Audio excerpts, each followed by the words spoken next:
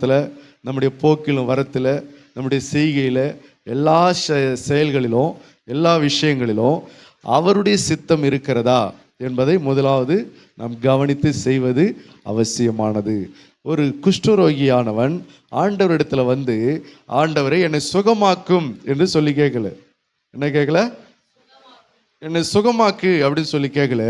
அதற்கு பதிலாக அவன் என்ன கேட்குறான்னா, உமக்கு சித்தமானால் என்னை சுத்தமாக்க உம்மால முடியும் என்று சொல்கிறான். அப்போ சுகமாக்குகிற விஷயத்துல கூட அவன் எதை அறிந்து கொள்ள விரும்புகிறான்? அவருடைய சித்தத்தை அறிந்து கொள்ள விரும்புகிறான். அல்லேலூயா. என்னை சுஸ்தமாக்க அவருக்கு சித்தம் உண்டா?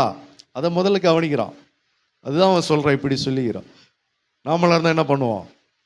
என்னை சுகமாக்குங்க ஆண்டவரே, என்னை சுகமாக்குங்க அப்படிதான் நம்ம எடுத்தவொடனே கேட்போம். எனக்கு சரியாகணும், எனக்கு சுகம் தாருங்க அப்படின்னு. ஆனால் அவனோ, என்னை உமக்கு சித்தமானால், உமக்கு விருப்பமானால் என்னை சுத்தமாக்க உம்மால் ஆகும். அல்லேலூயா. ஆகும் என்றால் முடியும் என்று அர்த்தம். சித்தம் என்று சொன்னால் அவருடைய விருப்பம். அவருக்கு விருப்பம் இருந்தால், உமக்கு விருப்பம் இருந்தால் என்ன பண்ணுங்க? சுத்தமாக்குங்க என்று கேட்கிறான். அல்லேலூயா. அப்போ நம்முடைய வாழ்க்கையில் எந்த ஒரு செயலுக்கும் அவருடைய சித்தத்தை அறிந்து கொள்வது நல்லது. எத்தனை பேர் அவருடைய சித்தத்தை அறிந்து கொள்ள பார்க்குறீங்க? பார்த்துட்டீங்களா? எல்லா விஷயத்திலும் எதை எடுத்தாலும், எதை செய்தாலும், இதில் கர்த்தருடைய சித்தம் இருக்குதா? இதில் கர்த்தருடைய சித்தம் இருக்குதா? இந்த விஷயத்தில் கர்த்தருடைய செயல் இது வாய்க்குமா? இதில் கர்த்தர் விருப்பமாக இருக்கிறாரா? இது அவருக்கு பிடிக்குமா, பிடிக்காதா? இதை அவர் செய்ய அனுமதிப்பாரா, அனுமதிக்க மாட்டாரா? அப்படி எல்லா விஷயத்திலும் அவருடைய சித்தத்தை அறிந்து நம்ம செய்வோம் என்று சொன்னால் நிறைய விஷயத்தில் நம்ம என்ன பண்ண மாட்டோம்? பிரச்சனையை சந்திக்க மாட்டோம். அல்லேலூயா. இன்னைக்கு குடும்பத்தில் நிறைய பிரச்சனைகளை சந்திக்கிறோம். என்ன காரணம்? நம்முடைய வாழ்க்கையில் எடுத்ததுக்கெல்லாம் நிறைய போராட்டங்களும் பிரச்சனையும் சந்திக்கிறோம். என்ன காரணம்? நிறைய விஷயத்த நம்ம இஷ்டப்படி செஞ்சிட்டோம். என்ன பண்ணுறோம்? நம்ம இஷ்டப்படி செய்கிறோம். நமக்கு பிடிச்சதை செஞ்சுட்டு போயினேக்கிறோம். நமக்கு பிடிச்சதை செய்தோம்னா கண்டிப்பாக அதில் பூரா பிரச்சனை தான் இருக்குது. கர்த்தருக்கு சித்தமானதை செய்தோம்னா அதில் நமக்கு எந்த பிரச்சனையும் வர வாய்ப்பு இல்லை. அல்லேலூயா. அதனால தான் வேதம் சொல்லுங்க, ரோமர் 12:2 வாசிங்க. ரோமர் 12:2.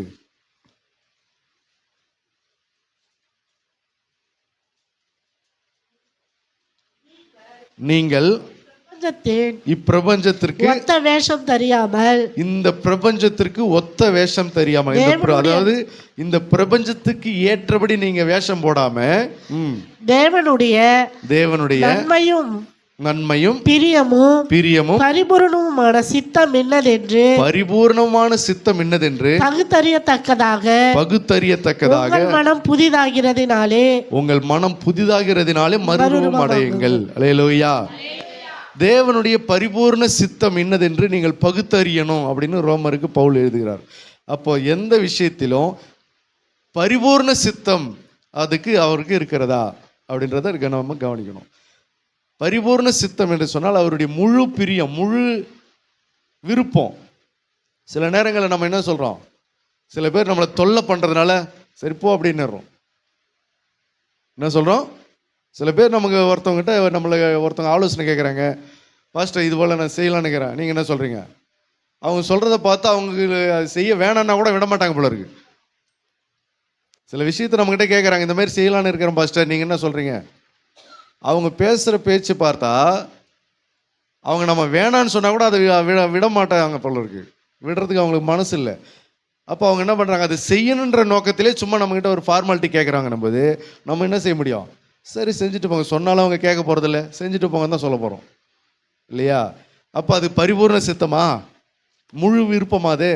இப்போ நான் உங்களுக்கு சொன்னேன், அது முழு விருப்பமாதே இல்லை. கேட்குறாங்க, போகட்டும் போ அப்படின்ட்டு நம்ம வேற அவங்க விருப்பத்துக்கு நம்ம விட்டுறோம், அவ்வளோதான். அப்போ கர்த்தருடைய பரிபூர்ண சித்தத்தை நம்ம என்ன செய்யணும்? கவனிக்கணும். அல்லேலூயா. அப்போ முதலாவது அவருடைய சித்தம். இந்த குஷ்டரோகி கேட்குறான், உமக்கு சித்தமானால் என்னை சுத்தமாக்க உம்மால் ஆகும். அதற்கு ஆண்டவர் என்ன சொல்றாரு பாரு.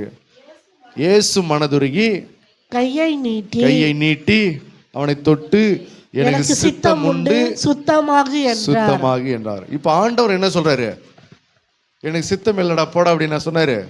இல்லை, எனக்கு சித்தம் உண்டு, நீ என்ன பண்ண, சுத்தமாகு. அப்படின்னா என்ன அர்த்தம்? சுகம் அடைந்து கொள், சுகமாகு என்று அர்த்தம். அப்போ ஒரு வியாதி விஷயத்துல அந்த வியாதிஸ்தன் ஒரு குஷ்டரோகி போய் கர்த்தர் இடத்துல கேட்குறான், நான் சுகமாக்க உமக்கு விருப்பமா ஆண்டவரே, என்னை சொஸ்தமாக்க உமக்கு விருப்பமானு கேட்கும்போது அவர் சொல்ற, எனக்கு விருப்பம்தான், நீ சுகமாயிருன்றார். அப்போ நம்முடைய வியாதி அப்படியே இருக்கிறது தேவன் என்ன செய்யல, விரும்பல. அதுல அவர் சுகமாக தான் விரும்புறாரு.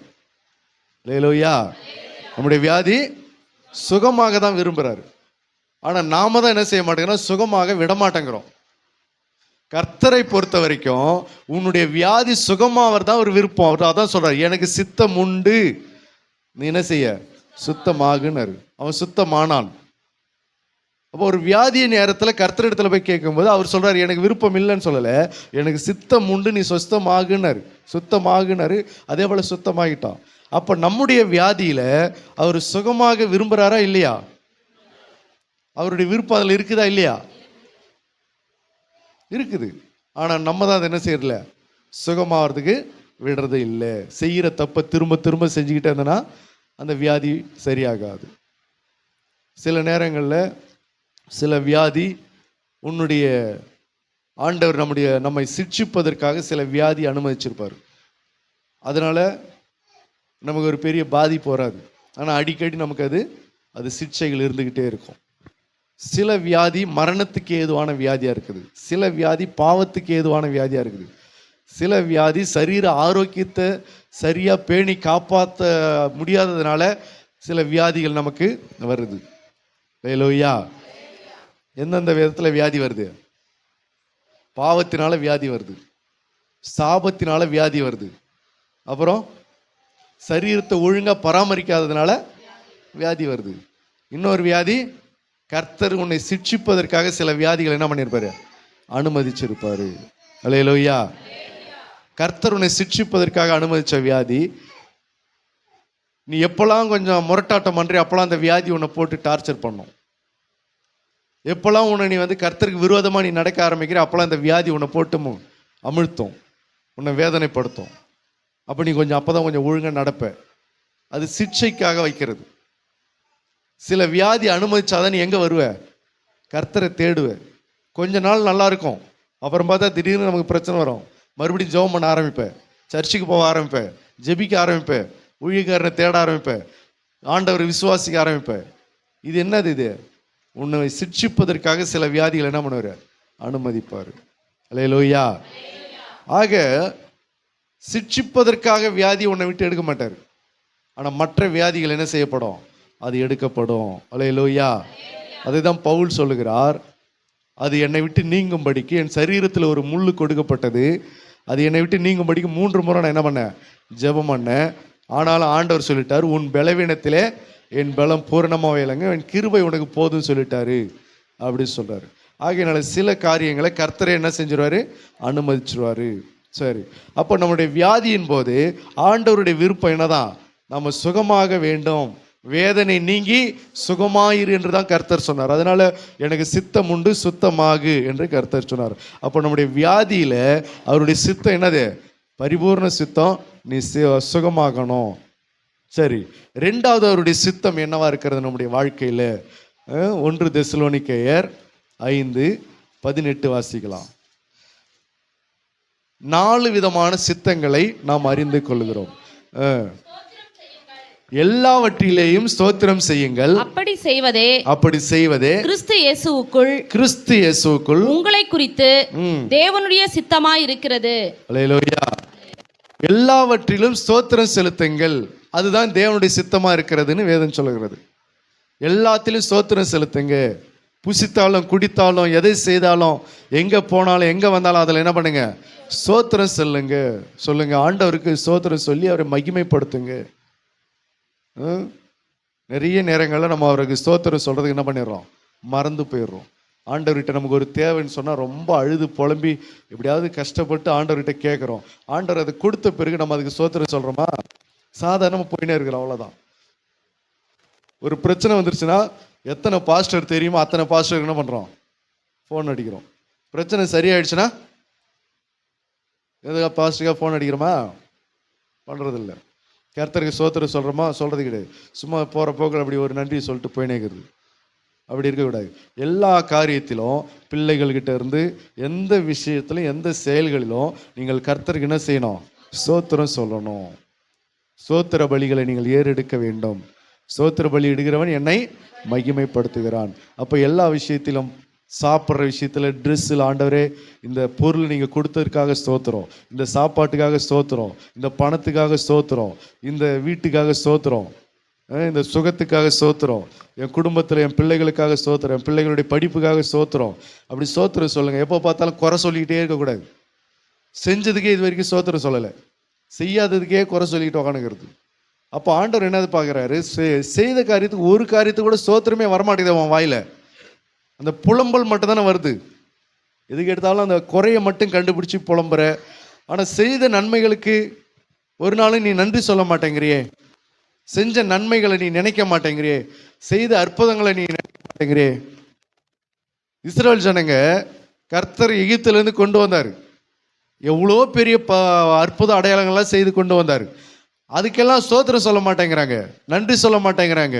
அந்த தண்ணி இல்லைன்னா கஷ்டப்பட்டுன்னு அவரை குறை சொல்கிறாங்க, சாப்பாட்டுக்கு கஷ்டப்பட்டுன்னு குறை சொல்கிறாங்க. எங்களை இங்கே கொண்டு வந்துக்கிட்டீங்களா, இங்கே தண்ணி இல்லாத இடமாச்சு, இது சாப்பாடு இல்லையே, எங்களுக்கு இங்கே நான்வெஜ் கிடைக்கலையே, இங்கே எங்களுக்கு அப்படி இருக்குது, இங்கே இப்படி இருக்குதுன்னு சொல்லி செய்த நன்மைகளுக்கு ஒரு நாள் அவங்க ஸ்தோத்திரம் சொல்லாமல் வர இட நெடுக குறை சொல்லிக்கிட்டே இருக்கிறாங்க. நம்முடைய வாழ்க்கையில் என்ன செய்கிறோன்னு யோசிச்சு பாருங்கள். எல்லாத்தையும் நம்ம ஸ்தோத்திரம் சொல்கிறோமா? ஸ்தோத்திரம் சொல்ல சொல்ல இன்னும் கர்த்தர் உங்களுக்கு அதிகமாக நன்மை செய்வார். அதான் ரகசியமே. நீங்கள் செய்யாததுக்கு இன்னும் குறை சொல்லிக்கிட்டே இருந்தீங்கன்னா ஆண்டவர் இடத்தில் பெற்றுக்கொள்ள முடியாது. ஏற்கனவே நிறைய காரியங்களை செய்திருக்கு, அதையெல்லாம் நீங்கள் நினச்சி நன்றி சொல்லுங்கள். இன்னும் உங்களுக்கு கர்த்தர் புதிய காரியத்தை என்ன பண்ணுவார்? செய்து கொண்டே இருப்பார். அல்லேலூயா. நாம் என்ன செய்கிறோம்? செஞ்சதை கண்டுபிடிச்சி நன்றி சொல்கிறதுக்கு பதிலாக செய்யாததெல்லாம் கண்டுபிடிச்சி என்ன பண்ணி குறை சொல்லின்னு புலம்பிக்கிட்டு இருக்கிறோம். இன்னும் அது குறையா இருக்குது, இன்னும் இது குறையா இருக்குது, அது குறையா இருக்குது, அது பிரச்சனை இருக்குது, இங்கே பிரச்சனை இருக்குது, அதில் பிரச்சனை இருக்குதுன்னு சொல்லி அதையெல்லாம் சொல்லி கர்த்தர் இடத்துல புலம்பி கொண்டு இருக்கிறோம், அங்கலாய்த்து கொண்டு இருக்கிறோம். அதுக்கு பதிலாக என்ன செய்யணும்? ஸ்தோத்திரம் செலுத்துங்க. எல்லாவற்றிலும் நீங்கள் ஸ்தோத்திரம் செலுத்த வேண்டும் என்பதே கர்த்தருடைய சித்தமாக இருக்கிறது. முதல் கர்த்தருடைய சித்தம் என்னவா இருக்கிறது? நீ சுகமாகணும், அதுதான் தேவனுடைய சித்தம். ரெண்டாவது ஆண்டவருடைய சித்தம் என்னவா இருக்கிறது? எல்லாவற்றிலும் ஸ்தோத்திரம் செலுத்துங்கள். அல்லேலூயா. ஒரு ட்ரெஸ் போட்டால் கூட என்ன பண்ணுங்க? ஆண்டவரே இந்த ட்ரெஸ்ஸுக்கு கர்த்தருக்கு ஸ்தோத்திரம். இந்த ஒரு பொருள் வாங்கினாலும் கர்த்தருக்கு ஸ்தோத்திரம் சொல்லுங்க. எல்லாத்தையும் ஸ்தோத்திரம் சொல்லி செய்யுங்க, ஸ்தோத்திரம் சொல்லி ஆரம்பிங்க, ஸ்தோத்திரம் சொல்லி முடியுங்க, ஸ்தோத்திரம் சொல்லி தூங்குங்க, ஸ்தோத்திரம் சொல்லி சாப்பிடுங்க, ஸ்தோத்திரம் சொல்லி தண்ணி குடிங்க. எல்லாவற்றிலும் ஸ்தோத்திரங்களை செலுத்தும் போது கர்த்தர் அதில் என்ன செய்கிறாரு? மகிமைப்படுகிறாரு. நீங்கள் ஸ்தோத்திரம் சொல்லும் போது வாதைகள் விலகுகிறது. அல்லேலூயா. ஒரு பொருளை நீங்கள் பயன்படுத்தின ஆண்டவர் இந்த பொருளுக்காக ஸ்தோத்திரம் சொல்லும் போதே அந்த பொருளில் இருக்கிற பிசாசினுடைய வாதைகள் விலகி ஓடும். நீங்கள் ஐயோ அதை அப்படியே எடுத்து பிடிச்சி அனுபவிச்சிங்கன்னா அந்த வாதைகள் அப்படியே தான் இருக்கும். ஒரு சாப்பாடு சாப்பிட்றீங்க, ஆண்டவர் இந்த அப்பத்தையும் தண்ணீருக்காக ஸ்தோத்திரம் ஆண்டவரேன்னு சொல்லி அதில் ஸ்தோத்திரம் சொல்லி நீங்கள் புசிக்கும் போது அதில் வியாதி வந்தாலும் என்ன செய்யும்? அது விலகும். ஐயோ சோத்திரம் அப்புறம் சொல்லிக்கலாம், முதல்ல சோத்தை சாப்பிடுன்னு சொல்லிட்டு நீ சாப்பாட்டில் கை வைக்கும்போது அங்கே என்ன வருது? நீ வியாதி தான் உண்டாகிறது. அதுவே நமக்கு பிரச்சனையாக மாறுது. அதனால் எந்த காரியத்தை செய்தாலும் முதலாவது கர்த்தருக்கு என்ன பண்ணுங்க? ஸ்தோத்திரம் செலுத்துங்கள். அல்லேலூயா. அடுத்தது மூன்றாவது கர்த்தருடைய சித்தம் என்னவா இருக்கிற நம்முடைய வாழ்க்கையில் வாசிக்கலாம். 1 தெசலோனிக்கேயர் 4:3.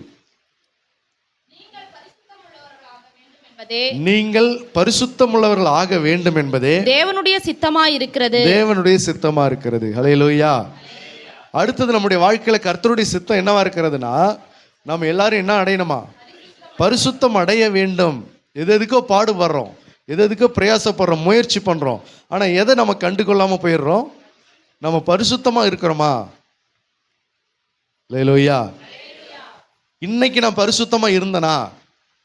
இப்போ நான் பரிசுத்தமாக இருக்கிறேனா? நேற்றைய தினத்தில் நான் எப்படி இருந்தேன்? பரிசுத்தம் என்பது என்ன?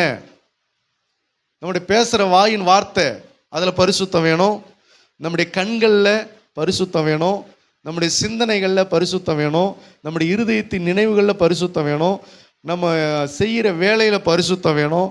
இப்படி எல்லாவற்றிலும் நம்ம பரிசுத்தமாக இருக்க வேண்டும் என்பது என்னவா இருக்கிறது? தேவனுடைய சித்தமாக இருக்கிறது. நம்ம அடிக்கடி தீட்டுப்படுகிற இடம் எங்கன்னா சிந்தை தான்.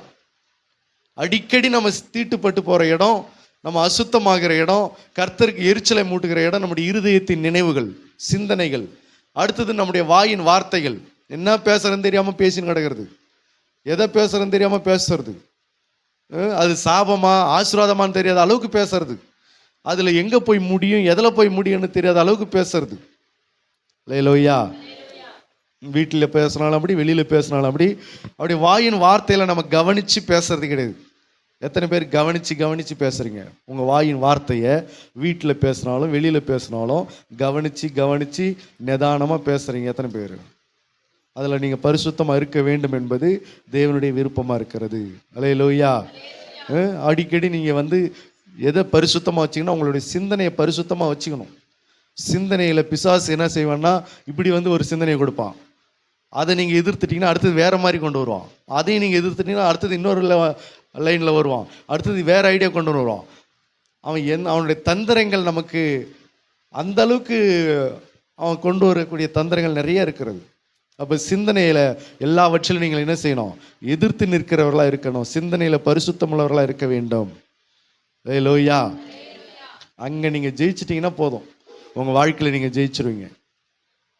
முதலாவது நம்முடைய சரீரத்தை நம்ம மேற்கொள்ளணும், சரீரத்தை நம்ம ஜெயிக்கணும். நீங்கள் ஆவியின்படி நடந்தால் சரீரத்தின் செய்கையை அழிக்க முடியும். ஆகையினால இந்த சரீரத்தில் உள்ள அத்தனை விதமான காரியங்கள் இருக்குது. காதில் தேவையில்லாத காரியத்தை காதால் கேட்கக்கூடாது, தேவையில்லாத காரியங்களை கண்ணால் பார்க்கக்கூடாது, தேவையில்லாததை சிந்திக்கக்கூடாது, தேவையில்லாததை பேசக்கூடாது, தேவையில்லாததை நினைக்கக்கூடாது.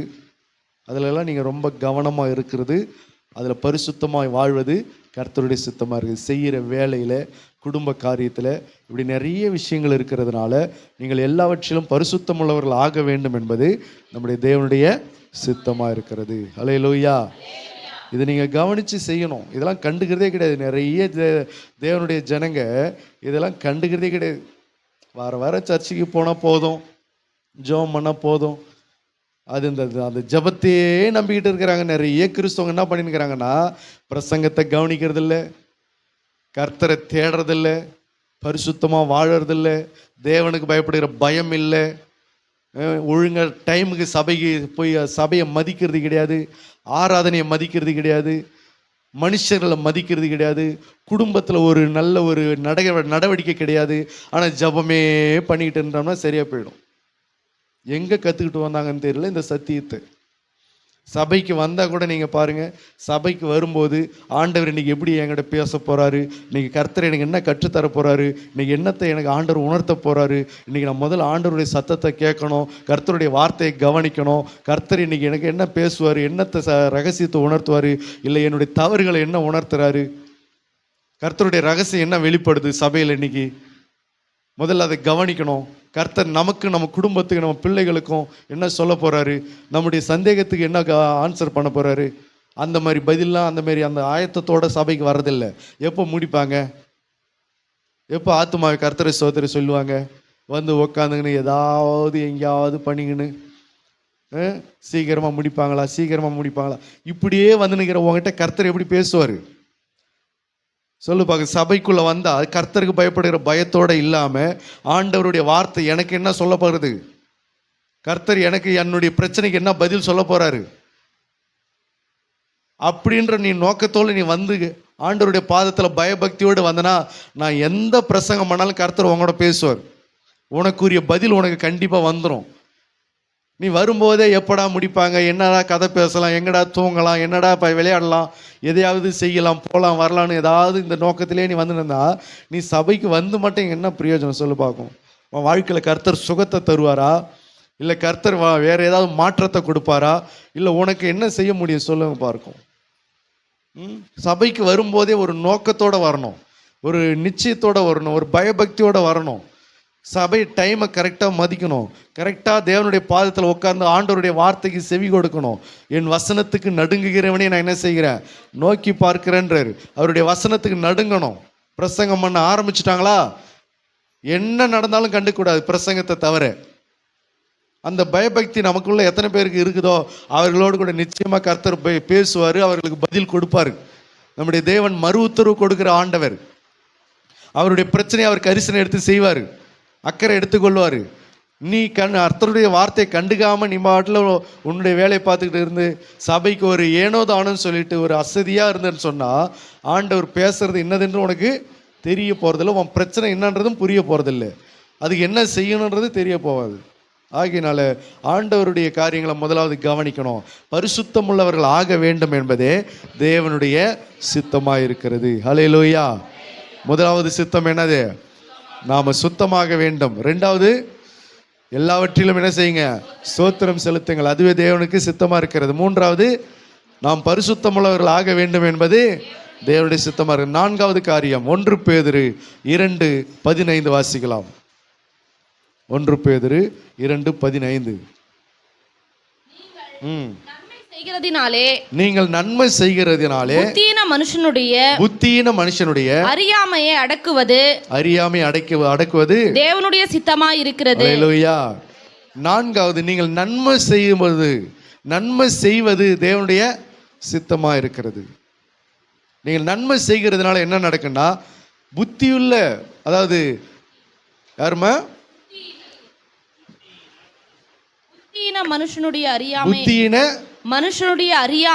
புத்தியீனமான மனிதர்களுடைய அறியாமையை அடக்குவது தேவனுடைய சித்தமாய் இருக்கிறது. நன்மை செய்வது ஆண்டவருடைய சித்தமா இருக்கு. அதனால புத்தியீன மனுஷருடைய அறியாமை என்ன செய்யப்படுகிறது? அடக்கப்படுகிறது, அவர்களுக்கு வெளிப்படுத்தப்படுகிறது, அது அவர்களுக்கு உணர்த்தப்படுகிறது. நீங்கள் நன்மை செய்ய வேண்டும். கர்த்தருடைய பிள்ளைகள் ஜெபிக்கிறவர்களா, சபைக்கு வரவங்களா மாத்திரமல்ல, நன்மை செய்கிறவர்களாக என்ன செய்யணும்? மாற வேண்டும். அது கர்த்தருடைய சித்தமாக இருக்குது. நிறைய பேர் ஜெபம் பண்ணுறதோட சரி நன்மை செய்கிறதே கிடையாது. யாருக்கும் நன்மை செய்கிறது கிடையாது. அல்லேலூயா. அப்படியே வாழறது. ஜெபமும் பண்ணுங்க, என்ன செய்யுங்க? நன்மையும் செய்யுங்க. ஜெபமும் பண்ணுங்க, பரிசுத்தமாகவும் வாழ ஒப்பு கொடுங்க. கிறிஸ்துவ வாழ்க்கையினுடைய ரகசியமே முதல்ல எங்கன்னு தொடங்குதுன்னா, நீங்கள் பரிசுத்தம் உள்ளவர்களாய் வாழ்வது தான். அங்கே தான் முதல்ல கிறிஸ்துவனுடைய வாழ்க்கை தொடங்குகிறது. ஏனென்றால் பரிசுத்தம் இல்லாமல் ஒருவனும் தேவனை தரிசிக்க முடியாது. அல்லேலூயா. நம்ம பரிசுத்தம் இருந்தால் தான் தேவனை தரிசிக்க முடியும். தேவனை தரிசிக்கிற பரலோகத்தில் போய் தேவனுடைய முகத்தை பார்க்க முடியும். தேவனுடைய முகத்தை நீ பார்க்கலாம், உனக்கு பரலோகம் கிடையாது. தேவனுடைய முகத்தை பார்க்கலன்னு சொன்னால் ஆண்டவருடைய ராஜ்யத்துக்குள்ள உன்னால் என்ன செய்ய முடியாது? பிரவேசிக்க முடியாது. அதனால தான் பாட்டு உலகத்தில் பாடி வச்சாங்க, சாமியை கண்டா மோட்சம் கிடைக்குன்னாங்க. கேள்விப்பட்டீங்களா அந்த பாட்டெலாம்? யாரை காணா? சாமியை காணா. சாமியை கண்டா மோட்சம் கிடைக்கும். இதனால தான் தேவனை நீ தரிசிச்சாதான் எங்கே போக முடியும்? பரலோகம் போக முடியும். அவங்க அதை எப்படி பாடினாங்களோ, என்ன உணர்ந்து செஞ்சாங்களோ தெரியாது. ஆனால் வசனம் சொல்கிறது, பரிசுத்தம் இல்லாமல் ஒருவனும் தேவனை என்ன செய்ய முடியாது? தரிசிக்க முடியாது. அப்போ உன் இருதயத்தில் பரிசுத்தத்தோடு நீ வாழ கற்றுக்கொள்ளணும். அதை உதாசீனப்படுத்தக்கூடாது, ஏனோதானு சொல்லி நினைக்கக்கூடாது. அல்லேலூயா. அப்படி சபைக்கு வரீங்கன்னு சொன்னால் இந்த 4 காரியத்திலும் நீங்கள் என்ன செய்யணும்? கவனமாக இருந்து செய்ய வேண்டும். கர்த்தர், நான் இப்படியே இந்த வியாதியிலே வாழறத தேவன் விரும்பலை, இந்த பிரச்சனை போராட்டத்தில் இருக்கிறது கர்த்தர் விரும்பலை. நான் சுத்தம் அடைய வேண்டும், என் வேதனை நீங்கி சுகமாக இருக்க வேண்டும் என்பதுதான் கர்த்தருடைய சித்தமாக இருக்கிறது. ரெண்டாவது, கர்த்தர் கொடுத்த எல்லாவற்றிற்கும் என்ன பண்ணுங்க? ஸ்தோத்திரம் சொல்லுங்க. கொடுக்காததுக்காக கடிந்து கசந்து கொள்ளாதீங்க, கொடுக்காததுக்காக புலம்பாதீங்க, தேவனை குறை சொல்லாதீங்க. கொடுத்ததுக்காக நீங்கள் ஸ்தோத்திரம் சொல்லுங்க. இன்னும் சரியாகாத பிரச்சனை சரியாயிடும். ஏற்கனவே கர்த்தர் கொடுத்த சுகத்திற்காக என்ன பண்ணுங்க? ஸ்தோத்திரம் சொல்லுங்க. சரியாகாத சுகம் இன்னும் சரியாயிடும். அல்லேலூயா. ஆண்டவர் அந்த நன்றியை பார்க்குறாரு. கொடுத்ததுக்கு நன்றி வருதா இல்லையான்றதை பார்க்குறாரு. அப்போ கொடுத்ததுக்கு நன்றி வந்துருச்சுன்னா கொடுக்காத பிரச்சனை இன்னும் கர்த்தர் என்ன பண்ணுவார்? சேர்த்து செய்வார். அதனால் மற்ற அறியாமை உள்ள மனுஷர்களைப் போல எல்லாத்துக்கும் குறை சொல்லிகிட்டு இருக்கிறதுக்கு பதிலாக ஆண்டவர் எவ்வளோ காரியங்கள் நம்முடைய வாழ்க்கையில் அதெல்லாம் நினச்சி பாருங்கள். அதெல்லாம் நினச்சி பார்த்து நன்றி சொல்லுங்கள். அதெல்லாம் கண்டுபிடிங்க, அதெல்லாம் ஆராய்ந்து பாருங்கள். கர்த்தர் என் வாழ்க்கையில் எத்தனை காரியங்களை செய்திருக்கிறாரு, அவைகளுக்கெல்லாம் நன்றி சொல்லுங்க சொல்லி ஆண்டவர் எப்பொழுதும் அதில் ஸ்தோத்திரம் சொல்லுங்க. ஹல்லேலூயா, ஹல்லேலூயா. எபேசியர் 5:17 வாசிங்க.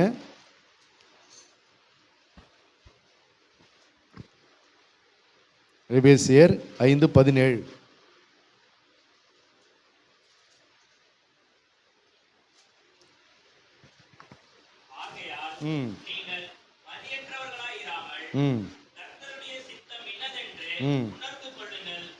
பாருங்க, மதியற்றவர்களா இருக்காம எதை உணர்ந்து கொள்ள சொல்றாரு?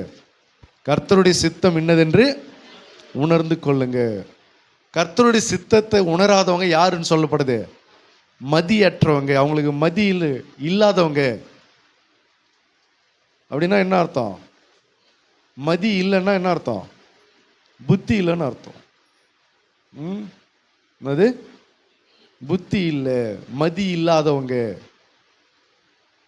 அப்ப நீங்கள் மதியற்றவர்களா இராதபடிக்கு கர்த்தருடைய சித்தம் என்ன செய்யுங்க? இன்னதென்று உணர்ந்து கொள்ளுங்க. கர்த்தருடைய சித்தத்தை ஆராய்ஞ்சு பாருங்க. டெய்லியும் கர்த்தருடைய சித்தத்தை ஆராய்ஞ்சு பாருங்க.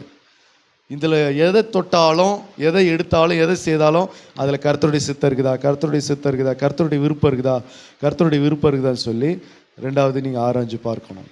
அல்லேலூயா. மனம் போன போக்கில் கிடையாது. நீங்கள் மனம் போன போக்கில் பார்த்தீங்கன்னா தப்பாக போயிடும். வசனத்தின்படி நீங்கள் ஆராய்ஞ்சு பார்க்கணும். அப்போ தான் அது கரெக்டாக வரும். நம்முடைய இருதயத்தின் எண்ணங்களின்படி நம்ம ஆராய்ந்து பார்த்தோன்னா தப்பாக போயிடும். வசனத்தின்படி, அவருடைய வார்த்தையின்படி செஞ்சீங்கன்னா தான் அது கரெக்டான ரூட்டில் வரும். ஆகினால எல்லாவற்றிலும் கர்த்தருடைய சித்தத்தை அறிந்து கொண்டு உங்கள் குடும்பத்தையும் வாழ்க்கையை நடத்துங்க.